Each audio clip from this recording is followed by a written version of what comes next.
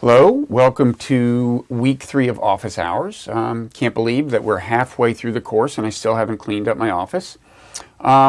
This week we're going to talk about a number of things, certainly including the kind of hard to wrap your mind around idea of not self, which I discussed in this week's lecture. But I want to start out with the arguably more important subject of my dog, Fraser.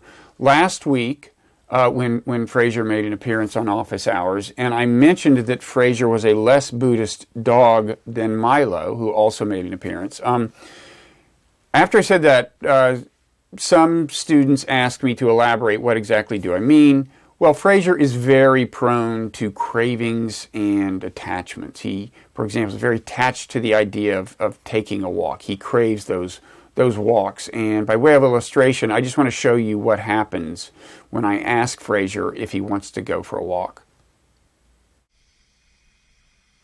Go for a walk?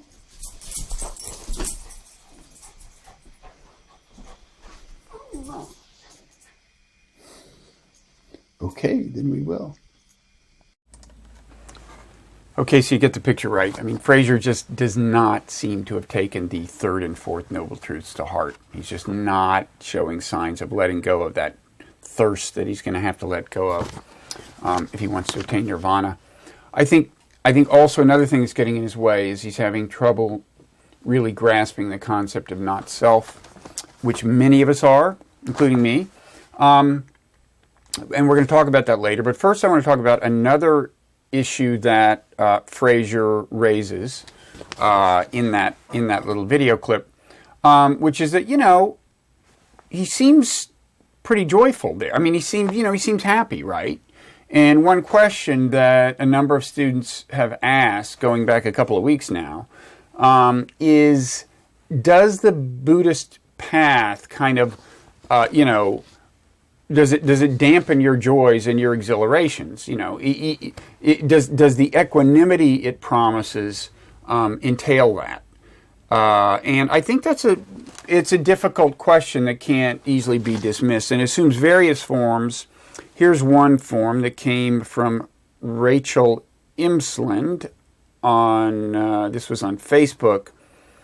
Does being mindful mean that one should attempt to let go of like or dislike? What about food or art? Should I start eating strictly bland food? Does being mindful mean I should avoid liking and disliking a work of visual art or music, but rather pay objective awareness and attention to what I see or hear? In that particular realm, in the realm of aesthetic appreciation, my own experience is that, if anything, that kind of appreciation is actually enhanced by mindfulness. And I'm talking mainly now about the way I've kind of, the state I've gotten into in the course of meditation retreats. And I think that's a pretty common report. Now, does that mean you shouldn't make negative judgments about, aesthetic things, music or whatever, or visual art? I guess what I would say, I don't have any strong guidance one way or the other. But I think I would say you may find that some of your grounds for judging things negatively kind of tend to evaporate.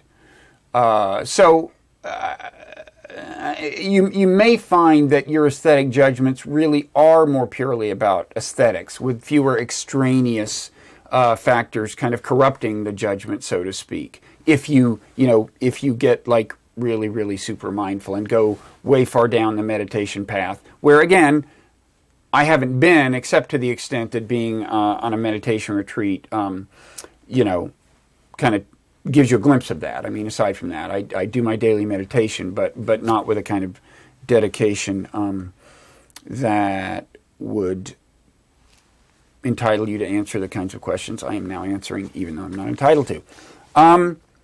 Okay. On the other hand, I would say that when it comes to the exhilarations, this is really the Fraser question, right? The exhilarations that you feel, are they going to be dampened if you attain the kind of equanimity that is part of the idea here? I think maybe there the answer is yes to some extent. I mean, I think good news is you'll spend less time going, oh God, everybody hates me.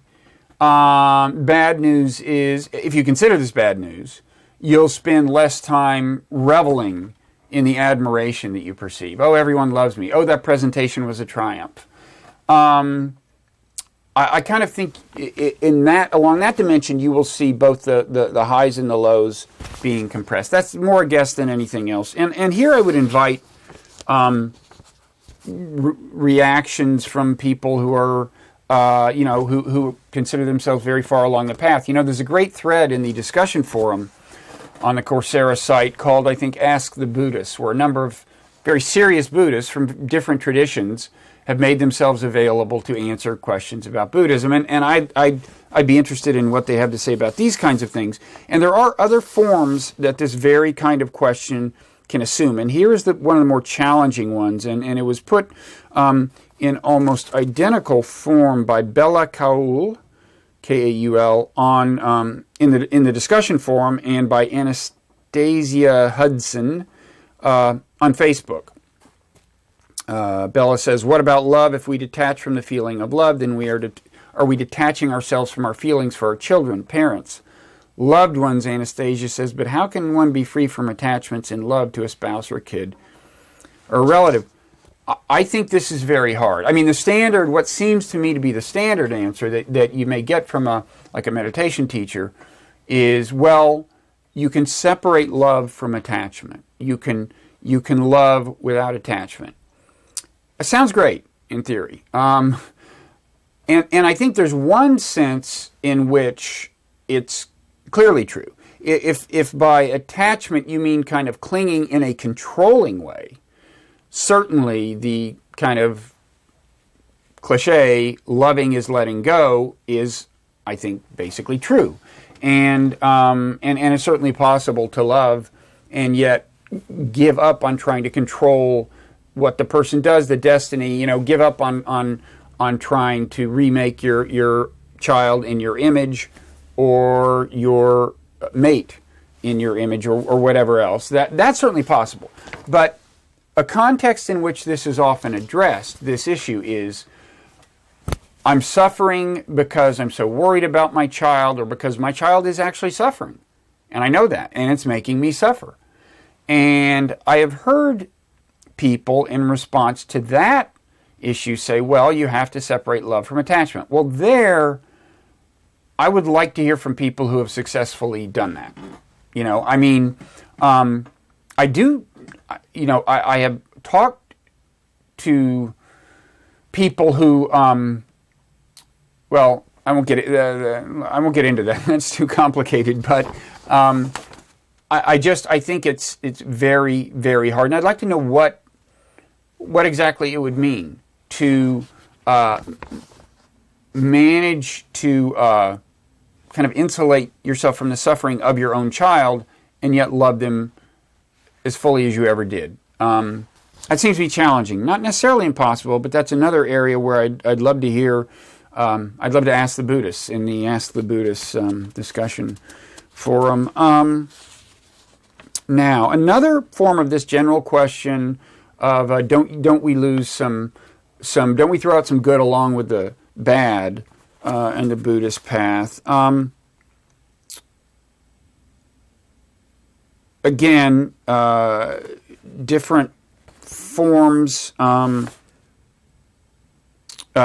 I should say roughly the same form of the question comes from two people, one in Facebook, one in the discussion forum. Anna Walsh-Greeny asks, if you become detached and cynical about your feelings, do you begin to lose empathy? Katharina Brugabors, whose name I think I can guarantee you I've just mispronounced, says, I understand that Buddhism does not teach to be without emotions, and so on, but then she asks, but could you describe the state of what it feels like to be compassionate but not attached? Okay, so I take these to be applying, these questions to be applying, beyond the realm of kin and loved ones, but just, they're about the question of can you feel compassion, if you're kind of far along the path, well, certainly a lot of people say they do, and it's a specific kind of emphasis in Buddhism, the cultivation of empathy and compassion. There is this thing called loving kindness meditation, or metta meditation. Metta is the Pali word for loving kindness. So it is certainly part of Buddhism to specifically cultivate that. Whether if you get really far along the path, you are not as kind of emotionally engaged in, you don't really feel the suffering of others as intensely as you might have previously. That's again a question it's a good question. I would throw it out to really serious Buddhists. But one thing, a question I would ask though, of people who like Anna and Katharina are asking about compassion is, do you feel that right now you really deploy compassion and empathy kind of evenly across humanity? Because if you do, you're doing way better than most of us. It is human nature. It is, human nature as created by natural selection to not do that and to manage to be really indifferent to the suffering of a lot of people. But certainly it is human nature. What we naturally do is focus our compassion, our empathy, more on certain kinds of people, kin, friends, and so on. So I would just suggest that, even if it turned out that you felt that there was some diminishing of the most intense empathy you feel for some people as a result of doing really, really serious meditative practice, you might find that you're also letting go of some impediments to feeling compassion and empathy more broadly for people you hadn't been feeling it for. Okay, so could be, in a certain sense, a net gain. But again, I'd like to hear what others say. Finally, along this, in this general area of do we lose some good things along with the bad things we leave behind, Carol Schatz, who's actually responding to what I quoted Rachel saying earlier. She says, she has somewhat the same question as Rachel. Today I was angry at a comment someone made about someone I like. That anger might lead me to take some action to protect that person. If I dismiss that anger or neutralize it, where does my action toward justice go? Here, I think the standard answer is that losing some of the intensity of your moral indignation, which could conceivably happen, doesn't mean losing your capacity to act skillfully, as they say, to intervene skillfully to correct injustices that you perceive. That's the standard answer. Not one I'm necessarily vouching for, but it's what is said. What I would add to that is, again, a question kind of like the one I just asked about empathy. Are you sure that right now, when you feel righteous anger on behalf of someone, that it's clear perception that is leading you to feel the righteous anger? It's interesting that you said, today I was angry at a comment someone made about someone I like. This is the standard thing for all of us, is to be most angry at affronts to people that we like or that we're related to. And certainly, I think, it is my view, that we are designed by natural selection to be biased in that regard, to actually not see clearly and objectively in terms of who is in the right here and who is in the wrong when someone that we like is involved. So here again, I would say, it's possible, even if some of the intensity of your righteous indignation were lost, it may be that your actual perception of injustice is more acute and more balanced. in which case anything you do to correct it is going to be presumably, more justly oriented, I guess. Okay, now on to not self. Possibly the most difficult teaching in all of Buddhism, so it's not surprising that a lot of students were left kind of trying to make sense of it. I think Lawrence Dawson in the discussion forum gets the trophy for the most creative synthesis of two different elements of these lectures. He suggests that maybe the self that we get attached to is something that tends to be personified, analogous to the way Professor Wright personifies natural selection. It's a useful abstraction, but not something we should attach too much significance to, since it is merely an abstraction for an aggregate of aggregates, as you put it. He was responding to another commenter. The analogy with natural selection is interesting because I do think a lot of the spirit of the teaching about not self is that that what we're calling the self is very much just a process in interaction with the outside world, whereas we think of it as something almost more static and certainly more kind of substantial and kind of coherent through time, I guess. Relatedly, William Woods on Facebook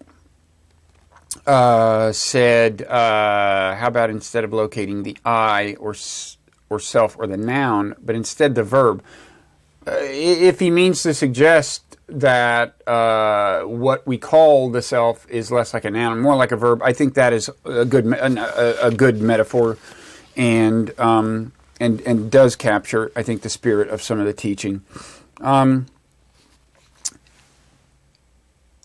Anonymous says the following, and by the way, who better qualified to opine on the not self doctrine than someone whose name is no name, not name. That's what anonymous means. So I think we can attach some authority to whatever anonymous says. And in fact, it's actually, it's very good what anonymous says. And to the point, I suggest that maybe the idea of self is maybe the five aggregates aren't part of our self because they aren't authentic. In other words, they're not authentic because the aggregates are quickly shaped by outside forces, other people, experiences, desires, expectations. I didn't get into this in the lectures, but this too is very much in the spirit of the Buddhist teaching. There's a great awareness of the way causes impinge on our behavior, and that's another sense in which Buddhist teaching is very kind of modern and scientific in spirit. The term conditions, as it's translated into English, is maybe not exactly what the word causes means to us, but it's close. So when you hear the emphasis on conditions, you are hearing an emphasis on the role that circumstance and causes in your environment play, and that is part of the idea here. I think that if you acknowledge how much of our behavior is just a response to what's coming in, it's like input output.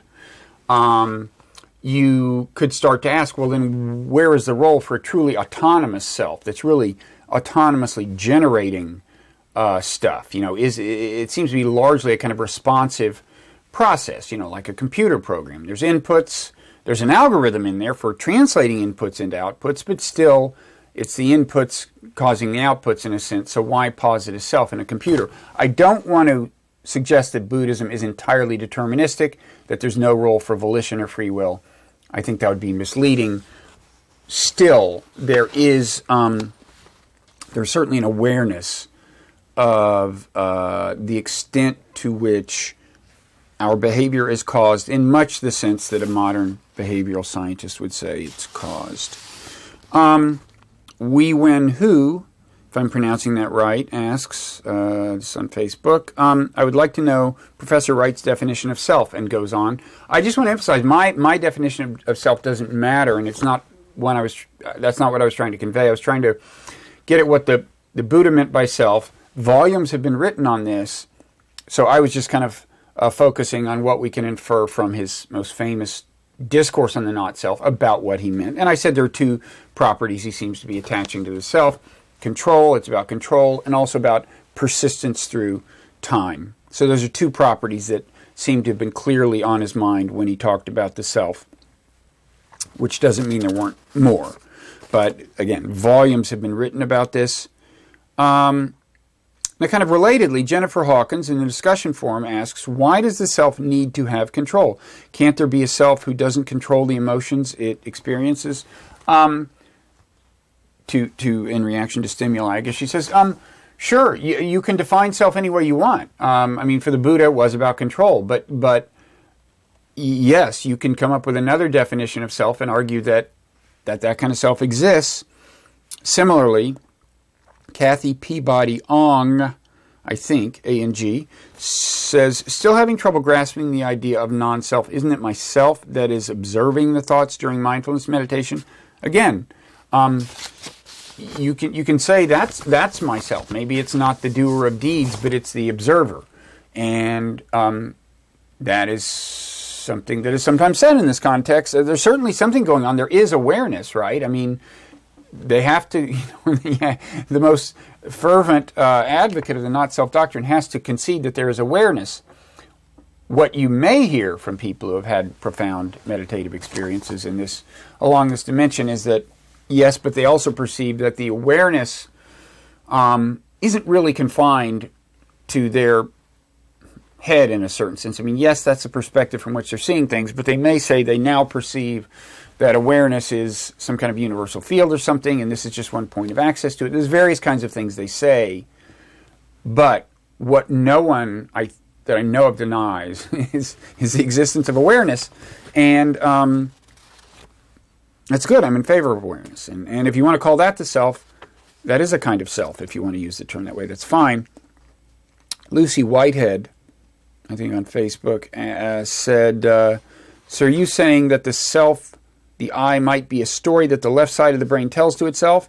I didn't say that, but it's an interesting thought.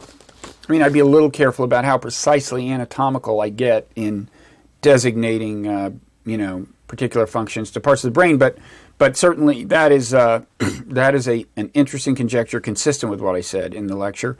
Some people got a little freaked out by the concept of not self.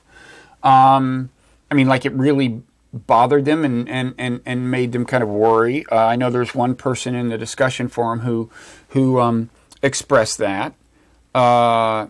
And there was, by the way, a really nice interaction, I thought, in response to that in the discussion forum. I mean, somebody said, well, what is it that worries you about it? And they kind of talked it through. And last time I checked, it was a very nice conversation. And I want to say in general, the tenor on the discussion forum has, I think, just been kind of wonderfully civil. I've had experience with a lot of discussion forums that were not so civil. And before I taught this course, somebody I know who had just taught a Coursera course, warned me, the commenters can be brutal. And I don't know so far what exactly he's talking about. Everybody, I mean, I haven't seen every single comment, and maybe not every single comment has been a picture of decorum, but people have been very nice to me, and so far as I can tell, they've been nice to each other. My advice to this professor is next time he teaches a course on the Coursera platform, make sure it's about Buddhism, because I think you get a particularly thoughtful, in both senses of the word, group of people in your discussion forum. Anyway, in response to people who get really troubled by the not self concept, I want to emphasize, even in according to Buddhist doctrine, the self does exist in what is called a conventional sense, or sometimes a relative sense. Its existence is denied in an ultimate sense, but it is certainly considered fine to go talking about yourself and, yes, I'll be there tomorrow, and you can say stuff like that. And in general, I wouldn't worry too much about the possibility. And again, the whole thing is so thorny, the whole issue, that I think I have to just say it's a possibility, having not myself had a profound meditative experience of not self, although I've had inklings. And by the way, we will get later in the course, we will get more testimony from kind of adept meditators about the not-self experience, in particular in Lectures 5 and Lecture 6. But anyway, what I would say is don't get too caught up in the possibility that in some ultimate sense the self doesn't exist. And in this regard, I would just point to an interesting post by Emily Holdsworth in the discussion forum. That the title of the thread she started was, "Would anyone like to have a go at explaining this concept of not self to an 8 to 12-year-olds?" And I guess she was giving some thought to doing that. Finally, after discussing this with somebody named WF, she said, maybe, you know what she should do? She said, "I might want to share a bit of it, the teaching of not self. The idea that unpleasant thoughts are not permanent aspects of self in order to ease the child's mind, that they come and go and are a part of life." You know, I think that's not only a good way to approach it with 8 to 12-year-olds, but not a bad way to approach it with 12 to 99-year-olds. Especially beginning meditators and moderately serious meditators. As I tried to suggest in the second segment of this last lecture, I think a very healthy approach to the not self doctrine is just to look at it that way for now. Just like, hey, I don't have to own this particular emotion. I don't have to think of that as part of myself. Here's a practice, meditative practice that actually helps me not own these things, not cling to these things so firmly when it's not healthful to do so.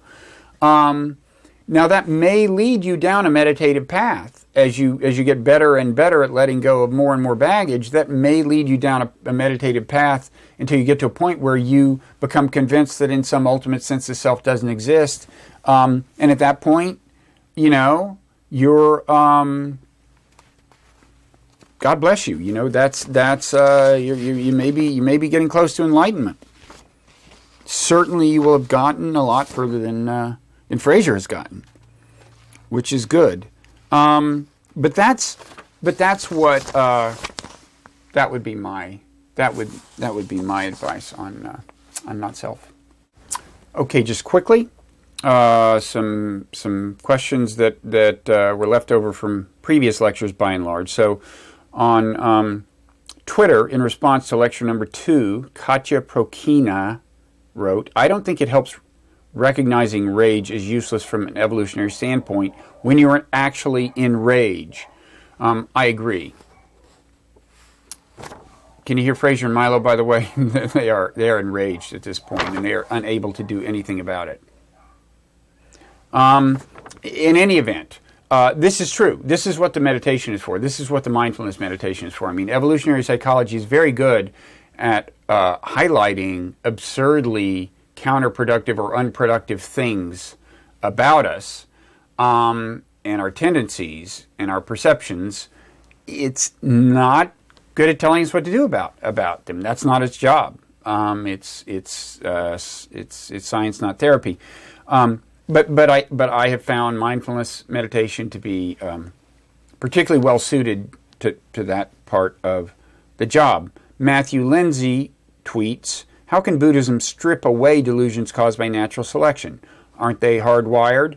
I've never liked the term hardwired because almost nothing is truly hardwired, right? There's almost nothing we can't change through whatever therapy, pharmacology, surgery, something, right?